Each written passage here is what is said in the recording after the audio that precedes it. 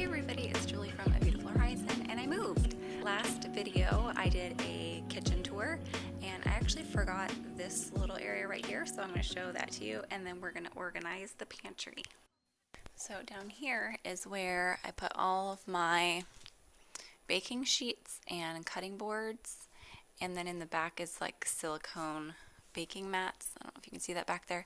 And then I just have this like organizer I think I got from Amazon, so everything can stand up and doesn't fall over or crowd each other. And then up here I have my oven mitts I got recently from Walmart, and then I have hot pads here. So I thought I would talk through what I want to do with my pantry. So if you look here right now, it looks like there's kind of some sense of organization, but it's just like leftover from the old house. I'm gonna pull everything out, then decide what I'm gonna put them in, and then label them. And I will check back in with you in a minute.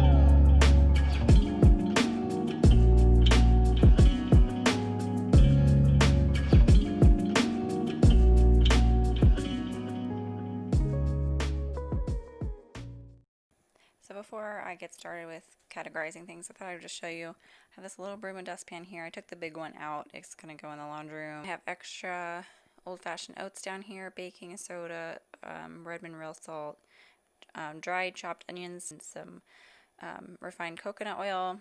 And then I have like basmati rice and brown rice, and then that's more of those wheat berries. That's what I've got going down there for now. And then my trash just fits right here.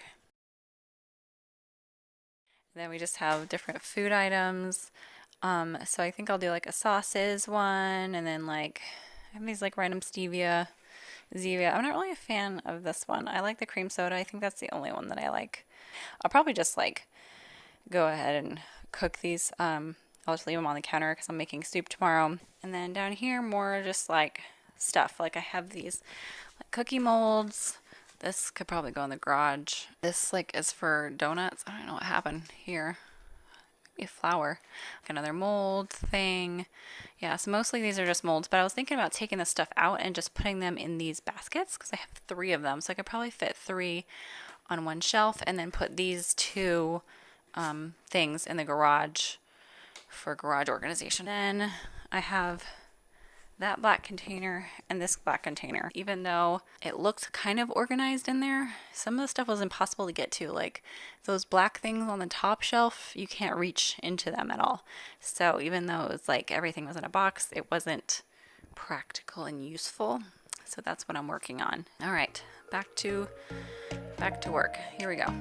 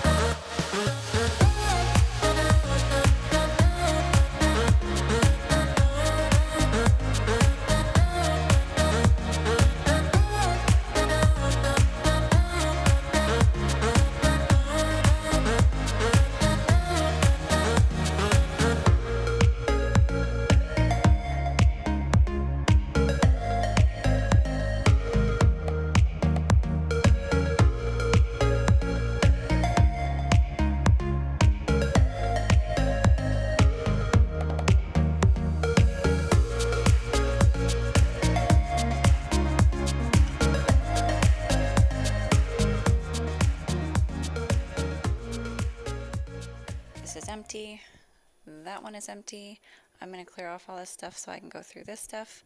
But I decided with this to do aprons in this one, silicone stuff, and muffin tins in that one, and then cookie cutters and popsicle molds in there. I'm going to label all those. And then this is like different cups and jars, and then napkins, those meal prep containers, plasticware, and then I also have this mold, which is like for a popsicle and like a heart. I think I did chocolate in there. Yeah, so I'm going to clean up, label these, and see if I can stick those in there somewhere. I think I'll just take the label off of that altogether and off of that and just be like, it is what it is. But then I'm going to start on all this stuff to get it some sort of semblance of organization going on there. So that's the plan for the next step. And I also put these in here, those in there, that, and that in there. So that's how that is. And then I got these I found, and I need to make extra ice because I think I'm going to make some bags of ice for when we have people over, because my fridge doesn't make a ton of ice. So my phone died, but here we are. I'll give you the wide shot. So we got everything in, and then I labeled everything: silicone molds, popsicles, and cutters, aprons, and then we have like sweets. So we got all of like chocolate chips, sweeteners, honey, nuts and seeds. I included popcorn in that. And then we got all the baking things, so that's baking cocoa in the front, and then we have like the baking soda and baking powder. So I might switch that from the front to the back so I can see everything else. And then ready to eat stuff, I'm probably going to change this out. It's not the best kind of label for this basket. I have ones that I can hook on, and they're like chalkboard and you write on them. So that's probably what I'm going to do for that one, and for this one also. It says flour, and then jars and sauces. So we got plenty of room to expand here and, you know, kind of live with it and see how it works out. So we got cups and disposables, and then we have cans here. I have those like ones that look like this for my potatoes that I'll probably put right there once I'm done with those. And then we just have the tools, and then jars, and then I have the old-fashioned oats that I use on a regular basis with extras in the back there, and then I have that extra protein powder in the back and the trash can. So that's how it's looking right now. And if you're thinking like, are the labels necessary? Isn't that overkill? Isn't that like super nerd? I gotta say, like, that's what actually keeps the system that I worked so hard for in order. Like, that's what keeps it going, you know, so I can find things later. This is the label maker that I use, and I will link it in the description box.